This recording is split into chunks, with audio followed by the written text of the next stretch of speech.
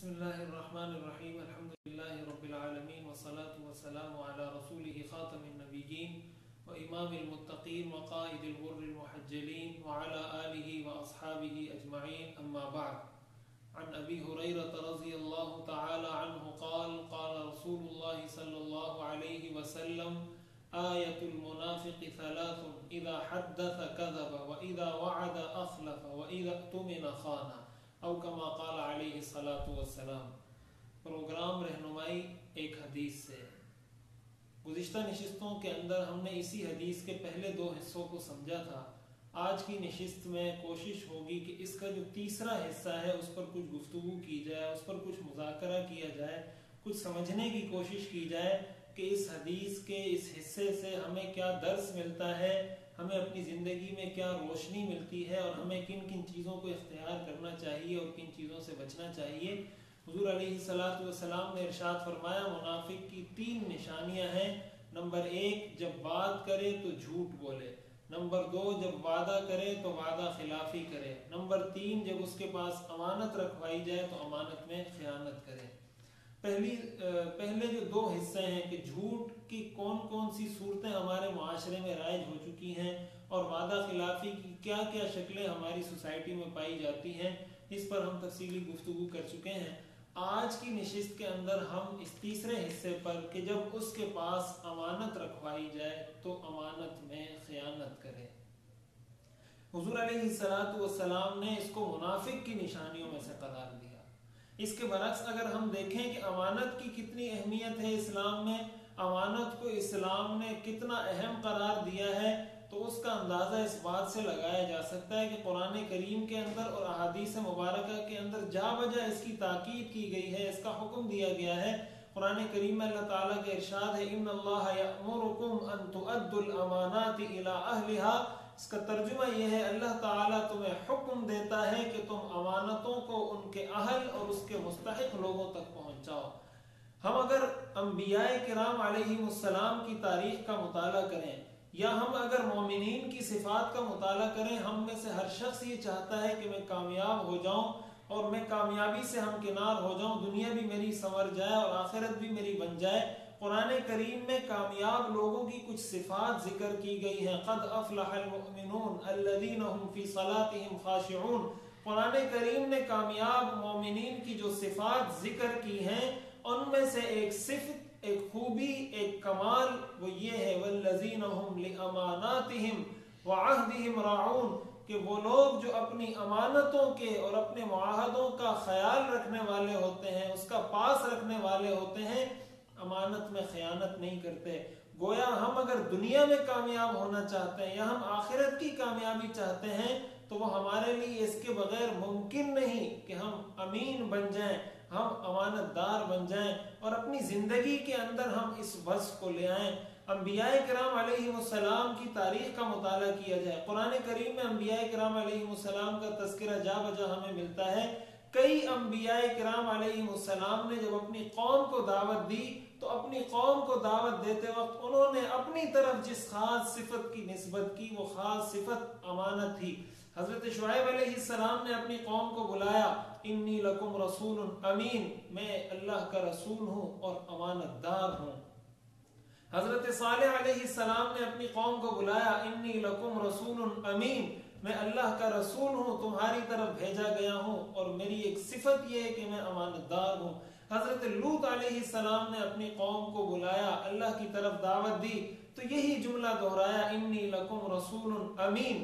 حضرت نوح علیہ السلام نے اپنی قوم کو اسلام کی دعوت دی تو یہی جملہ دہرایا انی لکم رسول امین. اور خود حضور سرور دو عالم صلی اللہ علیہ وسلم کی سیرت کا, آپ کی شخصیت کا اگر مطالعہ کیا جائے تو آپ کو نبوت سے پہلے, بعثت سے قبل اور نبوت ملنے کے بعد آپ کے دشمن جس لقب سے پکارا کرتے تھے وہ لقب تھا صادق اور امین کا.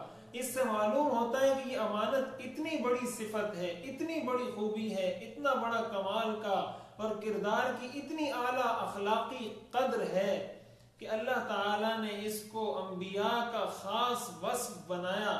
حضرت جبریل علیہ السلام کا تذکرہ کرتے ہوئے بھی قرآن کریم میں یہی کہا گیا کہ وہ امانت دار فرشتے کے ذریعے یہ پیغام حضور علیہ السلام تک پہنچایا گیا، اس سے اس کی اہمیت کا پتہ چلتا ہے۔ اور دوسری طرف اگر ہم خیانت کی بات کریں تو خیانت گناہ کبیرہ ہے۔ ہم بسا اوقات ہمیں احساس نہیں ہوتا اور ہم بے خیالی کے اندر، لاشعوری کے اندر اور غفلت کی وجہ سے یا جہالت کی وجہ سے، کم علمی کی وجہ سے اس گناہ کے مرتکب ہو جاتے ہیں اور ہمیں احساس تک نہیں ہوتا۔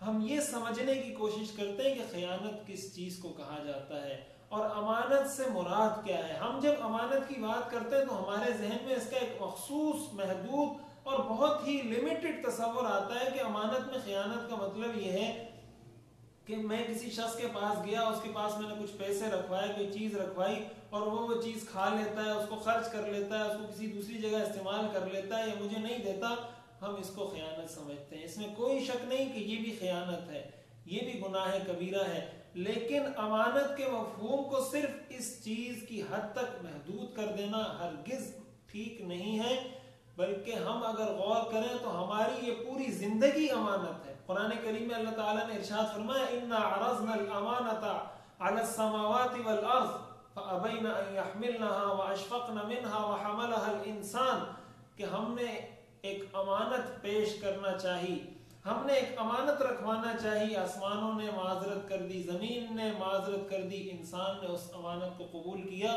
مفسرین نے لکھا ہے کہ یہاں پر امانت سے مراد یہ زندگی ہے جو اللہ تعالیٰ نے انسان کو دی ہے، اور اللہ تعالیٰ نے خیر اور شر کے دونوں راستے بتا دیے کہ اس راستے پر چلو گے تو خیر ہے اور اس راستے پر چلو گے تو شر ہے اور اس کا انجام جہنم اور آگ اور عذاب ہے۔ اور اب انسان کو اختیار دے دیا گیا کہ وہ کون سے راستے کو اختیار کرتا ہے۔ ہمارا یہ پورا وجود اللہ تعالیٰ کی طرف سے امانت ہے، ہمارے جسم کا ایک ایک بال اللہ تعالیٰ کی طرف سے امانت ہے، یہ آنکھ ہمارے پاس اللہ تعالیٰ کی طرف سے امانت ہے، اور آنکھ بھی خیانت کرتی ہے۔ قرآن کریم کے اندر اللہ تعالیٰ نے ارشاد فرمایا یعلم خائنۃ الاعین کہ وہ آنکھوں کی خیانت کو بھی جانتا ہے۔ اس سے معلوم یہ ہوا کہ آنکھ سے بھی انسان خیانت کے گناہ کا مرتکب ہوتا ہے، اور وہ خیانت کیسے ہوتی ہے؟ وہ خیانت یوں ہوتی ہے کہ یہ اللہ کی طرف سے امانت ہے، اللہ تعالیٰ نے ہمیں اجازت دی ہے کہ ہم اس سے قدرت کے مناظر دیکھیں، ہم اس سے اپنے والدین کو دیکھ کر اپنی آنکھیں ٹھنڈی کریں، اپنے رشتہ داروں کو دیکھیں، اپنے دوستوں کو دیکھیں اور دنیا جہان کی چیزوں کو ہم دیکھتے ہیں، لیکن کچھ شرطیں اللہ تعالیٰ نے لگا دی ہیں، کچھ ممنوعات بتا دی ہیں کہ ان چیزوں کی طرف اس آنکھ سے نہیں دیکھنا۔ اب جو شخص اس آنکھ کو اس جگہ استعمال کرتا ہے، مثلا وہ نامحرم کو دیکھتا ہے، وہ کسی غیر محرم لڑکی کو دیکھتا ہے، کسی غیر محرم خاتون کو دیکھتا ہے، یا کسی ایسی جگہ اس آنکھ سے جھانکنے کی کوشش کرتا ہے جہاں جھانکنے کی شریعت نے اجازت نہیں دی، یہ آنکھ کی خیانت ہے۔ اور بسا اوقات آدمی یہ خیانت کچھ اس انداز سے کرتا ہے کہ کسی دوسرے کو محسوس نہیں ہوتا، اسی لیے اللہ تعالیٰ نے ارشاد فرمایا یعلم خائنۃ الاعین کہ آنکھ کی یہ خیانت کسی کو معلوم ہو یا نہ ہو، تیرا رب اس خیانت کو جانتا ہے۔ ہمارے یہ کان اللہ تعالیٰ کی طرف سے ہمارے پاس امانت ہیں، اللہ تعالیٰ نے ہمیں اجازت دی ہے کہ آپ اس سے یہ سن سکتے ہیں، یہ سن سکتے ہیں، یہ سن سکتے ہیں، اور کچھ ایک لسٹ دے دی ہے کہ اس سے آپ گانے نہیں سن سکتے، اس سے آپ غیبت نہیں سن سکتے، اس سے آپ جھوٹ نہیں سن سکتے، اور کچھ چیزیں بتا دی ہیں۔ اب اگر کوئی شخص کان کو اس مقصد کے لیے استعمال کر رہا ہے، اس کان کی امانت میں خیانت کر رہا ہے۔ یہ زبان اللہ تعالیٰ کی طرف سے امانت ہے، اللہ تعالیٰ نے اجازت دی کہ اس سے تم قرآن پڑھو، اس سے تم حدیث پڑھو، اس سے تم دین کی بات کرو، اپنی دنیاوی امور کی باتیں کرو، اپنی کاروباری باتیں کرو، لیکن کچھ لسٹ دے دی کہ اس سے غیبت نہیں کرنی، اس سے جھوٹ نہیں بولنا، اس سے کسی پر تہمت نہیں لگانی، اس سے کسی کو چڑھانا نہیں، اس سے کسی کا مذاق نہیں اڑانا، اس سے کسی کو تنگ نہیں کرنا، کچھ چیزیں بتا دی ہیں۔ اب اگر کوئی شخص اس امانت کو کسی دوسری جگہ استعمال کر رہا ہے، یہ خیانت کر رہا ہے۔ خودکشی اسلام کے اندر حرام ہے۔ اس کی وجہ کیا ہے؟ اس کی وجہ یہی ہے کہ خودکشی انسان جب کرتا ہے تو وہ اپنی جان کو سزا دیتا ہے، تو یہ جان تو میری اپنی ملکیت نہیں، یہ تو اللہ کی ملکیت ہے، اللہ کی طرف سے تو میرے پاس امانت ہے، تو مجھے یہ اختیار کہاں سے مل گیا کہ میں کہ کوئی شخص یہ کہے کہ میں خودکشی کر لیتا ہوں، اس کے حرام ہونے کی وجہ یہی ہے کہ انسان اپنی جان کا مالک نہیں، اور صرف انسانی جسم کی اور زندگی کی بات نہیں، انسان کا علم، اس کی توانائیاں، اس کی صلاحیتیں، اس کا مال، اس کی دولت، اس کی اولاد، دنیا کی ہر چیز اس کے پاس امانت ہے، اور اللہ تعالیٰ دیکھ رہے ہیں، اور اللہ تعالیٰ نے اس کا حساب لینا ہے کہ کس چیز کو یہ کس جگہ پر استعمال کر رہا ہے۔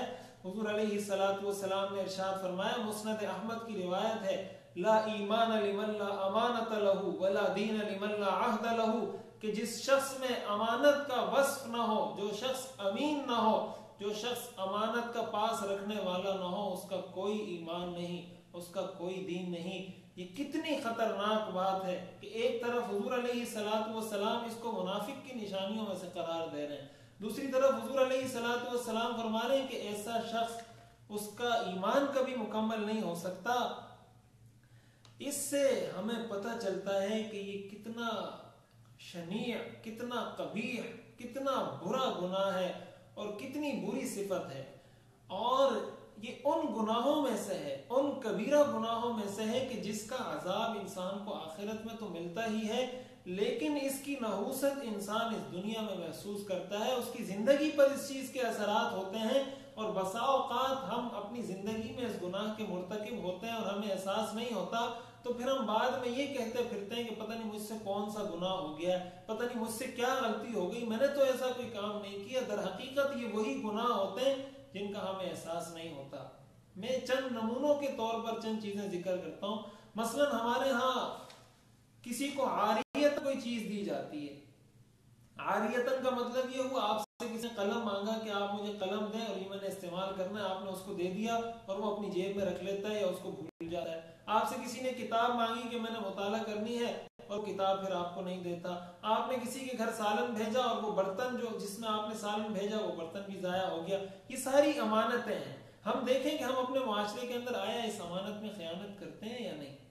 ہم جہاں ملازمت کر رہے ہیں، جہاں ہم جاب کر رہے ہیں، جہاں ہم نے معاہدہ کر لیا، جہاں ہم نے ایگریمنٹ کر لیا کہ میں اتنا وقت آپ کو دوں گا اور اتنے وقت سے اتنے وقت تک میں اس ادارے کے لیے، اس کمپنی کے لیے، اس آرگنائزیشن کے لیے کام کروں گا، اور اب اس ادارے کے وقت میں کوئی اور کام کر رہا ہوں، یہ بھی امانت میں خیانت ہے۔ ہمارا ذہن اس طرف نہیں جاتا کہ یہ چیزیں بھی خیانت کے زمرے میں آتی ہیں۔ قرآن کریم کے اندر اللہ تعالیٰ نے ارشاد فرمایا وَيْلٌ لِّلْمُطَفِّفِينَ الَّذِينَ إِذَا اكْتَالُوا عَلَى النَّاسِ يَسْتَوْفُونَ وَإِذَا كَالُوهُمْ أَوْ وَزَنُوهُمْ يُخْسِرُونَ، کہ تباہی اور بربادی اور عذاب ہو ان لوگوں کے لیے جو ناپ تول میں کمی کرتے ہیں۔ مفسرین نے یہ بات لکھی ہے التطفیف فی کل شیء، کہ یہ ناپ تول کی کمی صرف کھانے پینے کی چیزوں میں نہیں، یہ صرف دکاندار اور خریدار کا معاملہ نہیں، ہر چیز میں کمی اور زیادتی کی جاتی ہے۔ مثلا کسی نے ادارے کو وقت دیا 8 گھنٹے کا اور اب وہ 7 گھنٹے کام کر رہا ہے، گویا اس نے ناپ تول میں کمی کی۔ کسی نے کہا تھا کہ میں 8 گھنٹے حاضری دوں گا، اب وہ 8 گھنٹے حاضری تو دے رہا ہے لیکن 2-3 گھنٹے بیچ میں وہ ضائع کر رہا ہے، اس کا مطلب وہ ناپ تول میں کمی کر رہا ہے۔ ایسے لوگوں کے لیے قرآن کریم میں دردناک عذاب کی وعید سنائی گئی ہے۔ اور اسی کے ساتھ ساتھ عہدہ اور منصب، یہ امانت ہے کہ کوئی شخص کسی عہدے کا، کسی منصب کا اہل نہیں ہے اور اس کو وہ عہدہ اور وہ منصب سونپ دیا جائے۔ روایات میں آتا ہے ایک شخص حضور علیہ السلام کی خدمت میں حاضر ہوئے اور پوچھنے لگے متی الساعہ، یا رسول اللہ قیامت کب آئے گی؟ تو صحابہ فرماتے ہیں حضور علیہ السلام نے ان سے چہرہ موڑ لیا اور کچھ اس انداز سے اعراض کیا کہ گویا حضور علیہ السلام نے یہ بات نہیں سنی تھی۔ صحابہ بھی فرمانے لگے، عرض کرنے لگے اس سائل سے، پوچھنے والے سے، کہ شاید حضور سرور دو عالم صلی اللہ علیہ وسلم نے تمہاری بات نہیں سنی۔ صحابہ فرماتے کچھ ہی دیر بعد حضور علیہ السلام نے فرمایا کہاں ہے وہ سائل، کہاں ہے وہ سوال اور مسئلہ پوچھنے والا؟ اس شخص نے عرض کی یا رسول اللہ میں حاضر ہوں۔ حضور علیہ السلام نے ارشاد فرمایا اذا ضیعت الامانۃ فانتظر الساعہ، کہ جب امانت ضائع کر دی جائے تو قیامت کا انتظار کرنا۔ اس شخص نے پوچھا وما اضاعتها یا رسول اللہ، کہ امانت کیسے ضائع کی جاتی ہے؟ حضور نے فرمایا اذا وسد الامر الى غیر اہلہ فانتظر الساعہ، کہ جب معاملات کو، جب عہدے، جب مناصب، جب حکومت، جب کوئی ذمہ داری اور مسئولیت کسی ایسے آدمی کے سپرد کر دی جائے جو نااہل ہو، جو اس کا اہل نہ ہو، تو پھر قیامت کا انتظار کرنا۔ ہم دیکھیں اپنے معاشرے کے اندر، ہم میں سے ہر شخص کہیں اس گناہ میں مبتلا تو نہیں ہے۔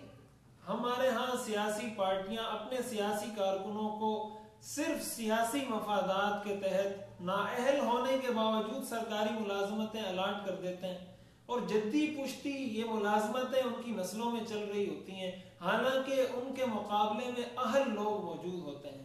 پھر ہم سوال کرتے ہیں کہ ہمارا ملک ترقی کیوں نہیں کرتا، ہم کیوں روز بروز زوال کا شکار ہوتے جا رہے ہیں، ہم عروج کی طرف کیوں نہیں جا رہے۔ عروج کی اور ترقی کا سفر ہم کیسے کر سکتے ہیں جب ہمارے ہاں شریعت کے احکام کی اس طرح دھجیاں اڑائی جا رہی ہوں کہ امانتیں نااہل لوگوں کے سپرد کی جا رہی ہوں۔ کتنے اہل لوگ، کتنے مستحق لوگ، پڑھے لکھے لوگ، تعلیم یافتہ لوگ جو کسی ملازمت کے، کسی جاب کے حقدار ہوتے ہیں، لیکن ان کو ملازمت نہیں دی جاتی، سفارش کی بنیاد پر، تعلقات کی بنیاد پر، اقربا پروری کی بنیاد پر، سیاسی مفادات کی بنیاد پر، ذاتی مفادات کی بنیاد پر ہم اہل آدمی کو مسترد کر کے نااہل آدمی کو لے لیتے ہیں۔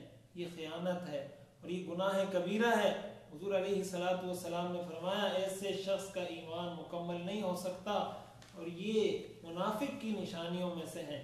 آج اگر ہم دیکھیں ہمارے ملک کا سب سے بڑا مسئلہ کرپشن کا مسئلہ ہے۔ ہمارے ہاں جس شخص کے بس میں جتنا ہے، جو جس لیول پر کام کر رہا ہے، جو جس سطح پر کام کر رہا ہے، تو بہت افسوس کی بات ہے اور انتہائی دکھ کا مقام ہے، لیکن یہ ایک تلخ حقیقت ہے۔ ہمارے ہاں کل ایک ساتھی مجلس میں گفتگو ہو رہی تھی، ہمارے کچھ ساتھی آئے ہوئے تھے، ان کے ساتھ بات چیت ہو رہی تھی، تو وہ بتانے لگے کہ پہلے رشوت لوگ لیتے تھے سرکاری محکموں کے اندر، اب چونکہ کیمرے لگا دیے گئے ہیں اور کیمرے میں چیزیں نوٹ ہو رہی ہوتی ہیں، اور وہ بھی کہیں کہیں لگائے گئے ہیں، تو اب کیا کیا جاتا ہے کہ وہ شخص جس کو رشوت لینی ہوتی ہے وہ اپنے دفتر سے باہر نکلتا ہے، اور پہلے اگر وہ 100 روپے رشوت لیتا تھا، اب کیمرے کی آنکھ سے چھپ کر وہ اس سے 200 بھی لے لیتا ہے، 300 بھی لے لیتا ہے۔ یعنی حیرت کی بات ہے کہ ہمارے ہاں ہم کیمرے کی آنکھ سے تو ڈرتے ہیں، لیکن اللہ کا خوف، اللہ کا ڈر، اللہ کی خشیت ہمارے دلوں سے نکل گئی۔ کیا ہم نے مرنا نہیں؟ کیا ہم نے اللہ کو جواب نہیں دینا؟ کیا ہم نے اپنے آقا کے سامنے کھڑا نہیں ہونا؟ کیا ہم نے قبر میں نہیں جانا؟ کیا سوال اور جواب کا ہم انکار کرتے ہیں؟ کیا ہم قیامت کا انکار کرتے ہیں؟ یقیناً ایسا نہیں۔ تو پھر ہم کیمرے کی آنکھ سے جب ڈرتے ہیں تو اللہ کی آنکھ سے اور اللہ کی نظر سے اور اللہ سے ہم کیوں نہیں ڈرتے؟ ہمارے ہاں رشوت کس قدر عام ہو چکی ہے، ملازمتوں پر، ڈیوٹیوں پر لوگ نہیں جاتے اور تنخواہیں لے رہے ہوتے ہیں۔ یہ کتنی بڑی خیانت ہے، اور جس کا جس حد تک بس چلتا ہے، جو جتنا کچھ کر سکتا ہے وہ خیانت کر رہا ہوتا ہے، وہ کرپشن کر رہا ہوتا ہے، وہ اجتماعی مال کو جمع کر کے اپنے ذاتی مفادات کے لیے استعمال کر رہا ہوتا ہے۔ یہ خیانت ہے، یہ خیانت کی صورتیں ہیں۔ ہمارے ہاں تاجر حضرات، جو دکاندار حضرات ہیں، وہ کتنی ملاوٹ کرتے ہیں، کتنا چیزوں کو لیبل کسی چیز کا لگا کر اور بیچ کچھ رہے ہوتے ہیں۔ ہمارے ہاں فروٹ بیچنے والا، سبزی بیچنے والا، گندم بیچنے والا، وہ اوپر اچھے اور معیاری چیز کو سجاتا ہے اور اس کے نیچے گھٹیا اور ادنا اور کم درجے کی چیز کو رکھتا ہے، اور وہ دھوکہ دینے کی کوشش کرتا ہے سامنے والے کو، اور وہ دھوکہ دے بھی دے۔ یہ کتنی بڑی خیانت ہے۔ حضور علیہ الصلوۃ والسلام نے ارشاد فرمایا، حضور علیہ الصلوۃ والسلام ایک مرتبہ ایک بازار تشریف لے کر گئے اور وہاں دیکھا کہ ایک شخص گندم بیچ رہا ہے، تو حضور علیہ الصلوۃ والسلام نے اس گندم کے اندر ہاتھ مارا تو وہ گندم اوپر سے تو سوکھی ہوئی تھی اور اعلیٰ معیار والی گندم تھی، اندر سے وہ گندم گیلی تھی۔ حضور علیہ الصلوۃ والسلام نے اس سے پوچھا کہ یہ اندر کی طرف جو گندم ہے یہ گیلی ہے اور اوپر صاف اور معیاری اور خشک گندم رکھی ہے، تو اس شخص نے یہ کہا کہ بارش ہوئی، اصابہ المطر، کہ اس کو بارش لگی ہے جس کی وجہ سے یہ گیلی ہو گئی۔ اصل میں بارش ہوئی تو اس شخص نے اس کو الٹ دیا، تو جو گیلا حصہ تھا وہ اندر چلا گیا اور جو خشک حصہ تھا وہ اوپر کی طرف آ گیا. تو حضور علیہ الصلوۃ والسلام نے اس شخص سے کہا ہلا جعلتہ فی الاعلی لیراہ الناس، کہ تم نے یہ گیلی گندم اوپر کیوں نہیں رکھی کہ لوگ اس کو دیکھتے. اور اس کے بعد حضور علیہ الصلوۃ والسلام نے ارشاد فرمایا من غشنا فلیس منا، جس نے ہمارے ساتھ دھوکہ کیا، جس نے ہمارے ساتھ ملاوٹ سے کام لیا وہ ہم میں سے نہیں.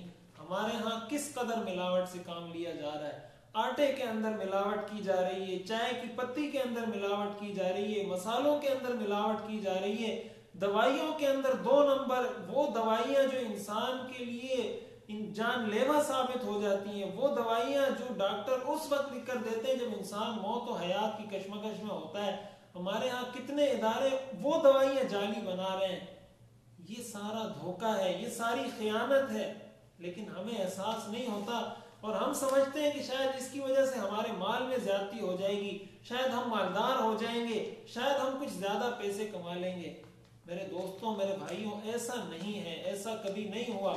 حضرت عمر رضی اللہ تعالیٰ عنہ کے دور کے اندر حضرت عمر رضی اللہ تعالیٰ عنہ کا معمول تھا کہ وہ رات کو گشت کیا کرتے تھے، لوگوں کی خبر لیا کرتے تھے کہ رات کو کیا ہوتا ہے. آپ پہرا دیا کرتے تھے، خلیفۃ المسلمین، حکمران وقت، امام عادل تھے اور رات کو خود بنفس نفیس گشت کیا کرتے تھے. ایک رات گشت پہ نکلے تو ایک گھر سے آواز آنے لگی. ایک ماں اپنی نوجوان بیٹی کو کہہ رہی ہے شوبی اللبن بالماء، کہ یہ جو دودھ ہے اس کے اندر پانی ملا دو. وہ دودھ بیچنے والی عورت تھی اور اس نے اپنی بیٹی سے کہا کہ اس دودھ میں پانی ملا دو اور صبح جب ہم دودھ بیچیں گے تو ہم کچھ زیادہ پیسے کما لیں گے. اگر ہم 10 لیٹر دودھ بیچ رہے ہیں تو ہو سکتا ہے 13 لیٹر ہو جائے، 14 لیٹر ہو جائے، تو ہمیں کچھ منافع زیادہ مل جائے گا. تو وہ نوجوان بیٹی اپنی ماں سے کہنے لگی، حضرت عمر رضی اللہ تعالیٰ عنہ یہ ساری باتیں سن رہے ہیں، وہ بیٹی اپنی والدہ سے کہنے لگی الم ینہا امیر المؤمنین عن ذالک، الم ینہا امیر المؤمنین ان یشاب اللبن بالماء، کیا امیر المؤمنین نے اس بات سے منع نہیں کیا کہ دودھ میں پانی ملایا جائے؟ تو ماں کہنے لگی امیر المؤمنین اس وقت کہاں دیکھ رہے ہیں. تو اس بیٹی نے جو جواب دیا وہ سننے سے تعلق رکھتا ہے. اس بیٹی نے کہا اگر امیر المومنین نہیں دیکھ رہے تو کیا اللہ تعالیٰ بھی نہیں دیکھ رہا؟ ہم کیمرے کی آنکھ سے تو چھپنے کی کوشش کرتے ہیں لیکن اللہ کا خوف ہمارے دلوں میں نہیں. اس بیٹی نے کہا اگر امیر المومنین نہیں دیکھ رہے میرا اللہ دیکھ رہا ہے، میں کبھی بھی خیانت کی مرتکب نہیں ہو سکتی. حضرت عمر رضی اللہ تعالیٰ عنہ نے یہ ساری باتیں سنی اور آپ تشریف لے گئے اور آپ اس گھر کا پتہ یاد کر کے چلے گئے. صبح آپ نے پتہ کیا کہ یہ گھر کس کا ہے، کون لوگ رہتے ہیں، اور پھر اس لڑکی کے بارے میں پتہ کیا کہ کیا اس کی شادی ہوئی ہے یا نہیں. تو بتایا گیا کہ ابھی تک ان کی شادی نہیں ہوئی. حضرت عمر رضی اللہ تعالی عنہ نے اپنے بیٹے عاصم کے لیے ان کا رشتہ مانگا اور ان کے ساتھ ان کا نکاح ہوا. یہ امانت کی برکت تھی. وہ والدہ شاید دودھ میں ملاوٹ کر کے کچھ پیسے زیادہ کما لیتی، امانت کی برکت سے اللہ تعالیٰ نے اس لڑکی کو امیر المؤمنین، امام عادل، خلیفہ ثانی، حکمران وقت کے بیٹے کی بیوی بنا دیا. اور صرف اس پر بس نہیں، ان کی ایک بیٹی ہوئی اور اس بیٹی کی اولاد کے اندر حضرت عمر ابن عبد العزیز رحمہ اللہ جیسے خلیفہ راشد کی ولادت ہوئی. اسی لڑکی کی نسل کے اندر اللہ تعالیٰ نے حضرت عمر ابن عبد العزیز رحمہ اللہ جیسے انسان کو پیدا کیا. یہ امانت کی برکت تھی. خیانت کی وجہ سے بظاہر ہم ممکن ہے کہ کچھ ظاہری منافع کما لیں، ہم شاید یہ دیکھ لیں کہ ہمیں اس سے کچھ منافع ہو رہا ہے، لیکن کامیابی ہمارا مقدر نہیں ہو سکتی. حضرت موسیٰ علیہ السلام جب مصر سے مدین کی طرف تشریف لائے اور وہاں پر وہ 2 خواتین قرآن کریم نے جس کا ذکر کیا ہے وَوَجَدَ مِن دُونِهِمُ امْرَأَتَيْنِ تَذُودَانِ، وہ 2 عورتیں ایک کنارے پر کھڑی ہوئی تھی اور اپنے جانوروں کو پانی نہیں پلا رہی تھی. حضرت موسیٰ علیہ السلام نے پوچھا کہ تم پانی کیوں نہیں پلاتی؟ تو انہوں نے کہا کہ یہ لوگ ہیں، یہ رش ہے، جب یہ ختم ہو جائے، ہم چونکہ خواتین ہیں اور ہمارے پردے کا مسئلہ ہے، حیا اس کے اندر آڑے آ جاتی ہے، اس لیے جب یہ چلے جائیں تو ہم پانی پلائیں گی. حضرت موسیٰ علیہ السلام نے ان کے جانوروں کو پانی پلایا اور وہ وہاں سے چلی گئی. تو ان خواتین نے ان لڑکیوں نے اپنے والد سے کہا ان خیر من استاجرت القوی الامین، حضرت موسیٰ علیہ السلام نے اس وقت یہ سارا کام کیا لیکن نظریں اٹھا کر ان کی طرف نہیں دیکھا، اور جب اس شخص نے حضرت شعیب علیہ السلام نے جب بلوایا تو پورے راستے حضرت موسیٰ علیہ السلام ان لڑکیوں سے آگے چلتے رہے، کہیں میری نظر ان کے اوپر نہ پڑ جائے۔ اس کی برکت کیا ہوئی کہ اللہ تعالیٰ نے ان کو بیوی عطا کی، اس کی برکت یہ ہوئی کہ اللہ نے ان کو نبوت عطا کی، اور فرعون جیسے جابر بادشاہ کے سامنے کلمہ حق کہا اور اپنی پوری قوم بنی اسرائیل کو فرعون سے نجات دلانے کا ذریعہ بنے۔ یہ امانت کی برکت تھی۔ ہمارے ہاں یہ چیزیں محفوظ ہو گئی ہیں۔ ہم جب دین کی بات کرتے ہیں، ہم جب مذہب کی بات کرتے ہیں تو ہمارے ذہن میں بہت ہی محدود تصور ہوتا ہے۔ ہم سمجھتے ہیں کہ ہم نے یہ چند کام کر لیے تو میں پکا ٹھکا مسلمان بن گیا، اور اب گویا مجھے سرٹیفکیٹ عطا کر دیا گیا کہ اب میرے دین کے اندر کوئی نقص، کوئی کمی، کوئی خامی باقی نہیں رہی۔ میرے دوستوں، ان چیزوں پر ہمیں غور کرنا ہوگا۔ ہم دیکھیں ہمارے ہاں ٹیلی فون کالز ایک دوسرے کی ریکارڈ کی جاتی ہیں، سنی جاتی ہیں۔ حضور علیہ السلام نے ارشاد فرمایا المجالس بالامانہ، کہ مجلسیں امانت کی بنیاد پر قائم ہوتی ہیں۔ اگر آپ کسی مجلس میں بیٹھے ہیں، آپ نے دو لوگوں کی باتیں سنی اور وہی بات آپ کسی دوسرے آدمی کے سامنے جا کر نقل کرتے ہیں، یہ خیانت ہے۔ ہاں، یہ الگ بات ہے کہ اس مجلس میں اگر اس کو نقصان پہنچانے کی یا اس کو قتل کرنے کی یا اس کے خلاف کوئی سازش ہو رہی ہو تو اجازت ہے کہ اس شخص کو بتا دیا جائے کہ تمہارے خلاف یہ سازش ہو رہی ہے، لیکن مجالس کی عام باتیں کسی دوسری مجلس میں جا کر کرنا، یہ بھی خیانت ہے۔ ایک دوسری حدیث کے اندر حضور علیہ السلام نے ارشاد فرمایا کبرت خیانتا ان تحدث اخاک حدیثا هو لك مصدق وانت به کاذب، یہ بہت بڑی خیانت ہے کہ تم اپنے بھائی سے کوئی بات کرو، وہ تمہیں سچا سمجھ رہا ہو اور تم اس کے ساتھ جھوٹ والا معاملہ کر رہے ہو۔ حضور علیہ السلام نے فرمایا یہ بہت بڑی خیانت ہے۔ ہمارے معاشرے کے اندر یہ چیز کتنی رائج ہو چکی ہے۔ ہمارے اوپر جب کوئی اعتماد کرتا ہے، بسا اوقات ایسا ہوتا ہے کہ کوئی شخص کسی سے کوئی چیز خریدتا ہے کہ یہ میرا رشتہ دار ہے، یہ میرا دوست ہے، وہی دوست، وہی رشتہ دار اس کو چیز عام دکانداروں سے بھی مہنگی بیچ دیتا ہے، اور وہ سمجھتا ہے کہ میں نے اس اعتماد کا فائدہ اٹھا لیا اور مجھے کچھ 2-4 پیسے زیادہ بچ گئے۔ یہ خیانت ہے، یہ گناہ کبیرہ ہے۔ یہ ساری صورتیں ہمارے معاشرے کے اندر رائج ہو چکی ہیں۔ آج کی گفتگو کا اگر خلاصہ نکالا جائے وہ یہ کہ امانت ایک ایسا اسلامی وصف ہے جس کا قرآن میں حکم دیا گیا، یہ انبیاء کی صفت ہے۔ دنیا اور آخرت میں کامیاب ہونے والے لوگوں کے لیے اللہ نے جس صفت کا ذکر کیا اس میں سے ایک صفت یہ ہے۔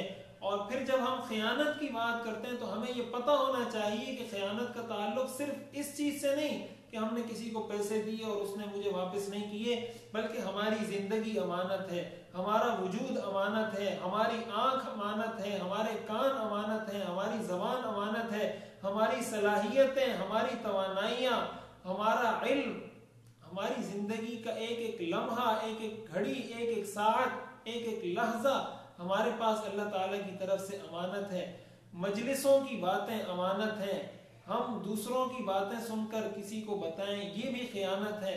دوسروں کی کالز ریکارڈ کریں، یہ بھی خیانت ہے۔ دوسروں کے میسیجز چیک کریں بلا وجہ، نہ وہ سرپرست ہے نہ وہ سربراہ ہے، یہ بھی خیانت ہے۔ اور نہ جانے سرکاری اداروں کے اندر خیانت کی کیا کیا صورتیں پائی جا رہی ہیں، کس کس طرح ملازمتوں کے اندر تنخواہیں لی جاتی ہیں اور کام بر وقت نہیں کیا جاتا، کس طرح ہم کسی ادارے سے ایگریمنٹ کرتے ہیں اور پھر اس کے اندر ہم اس معاہدے پر پورا نہیں اترتے، یا جو معاہدہ کیا ہوتا ہے ہم اس میں سے کچھ کم کر رہے ہوتے ہیں۔ کس طرح ہمارے معاشرے کے اندر ملاوٹ کا کس طرح رواج ہو چکا ہے، کس طرح ہم چیزوں کو لیبل کچھ لگا کر کیا کچھ بیچ رہے ہوتے ہیں۔ ہمارے ہاں حکمرانوں کے اندر، حکمرانوں سے نچلے طبقے کے اندر، اس سے نچلے طبقے کے اندر، مزدوروں کے اندر، مزدور اپنے مالک کے ساتھ کتنی خیانت کر رہا ہے، مالک اپنے مزدور کے ساتھ کتنی خیانت کر رہا ہے۔ یہ ساری خیانت کی صورتیں ہیں، اور ہمیں پتہ ہونا چاہیے کہ یہ وہی خیانت ہے جس کے بارے میں حضور علیہ السلام نے ارشاد فرمایا لا ایمان لمن لا امانت لہ، اس شخص کا کوئی ایمان نہیں جس کے اندر امانت نہیں۔ اور یہ وہی خیانت ہے جس کے بارے میں حضور نے فرمایا کہ یہ منافق کی نشانیاں ہیں۔ اور ایک دوسری حدیث کے اندر حضور علیہ السلام نے ارشاد فرمایا اربع اذا کن فیک فلا علیک ما فاتک من الدنیا، 4 خوبیاں ایسی ہیں کہ یہ اگر تم میں ہوں تو دنیا کی جو چیز تم سے چھوٹتی ہے چھوٹ جائے، کوئی پرواہ نہیں، یہ 4 چیزیں تمہاری نجات کے لیے کافی ہیں۔ اور ان میں سے پہلی چیز حضور علیہ الصلوۃ والسلام نے ذکر کی، حفظ الامانہ، امانت کو اس کے اہل آدمی کے سپرد کرنا۔ ہمارے ہاں عہدے، مناصب، ذمہ داریاں، ملازمتیں، جابز ان لوگوں کو الاٹ کر دی جاتی ہیں، ان لوگوں کو دے دی جاتی ہیں جو نااہل ہوتے ہیں، صرف ذاتی مفادات کی وجہ سے، سیاسی مفادات کی وجہ سے، تعلقات کی وجہ سے، سفارش کی وجہ سے اور برادری کی وجہ سے، اقربا پروری کی وجہ سے۔ یہ بھی خیانت ہے۔ حضور علیہ الصلوۃ والسلام کی اس مبارک حدیث کا ایک مرتبہ ترجمہ اور اس کے بعد اجازت چاہوں گا۔ حضرت ابو ہریرہ رضی اللہ تعالی عنہ ارشاد فرماتے ہیں، حضور سرور دو عالم صلی اللہ علیہ وسلم نے ارشاد فرمایا، منافق کی 3 نشانیاں ہیں، جب بات کرے تو جھوٹ بولے، جب وعدہ کرے تو وعدہ خلافی کرے، جب اس کے پاس امانت رکھوائی جائے تو وہ امانت میں خیانت کرے۔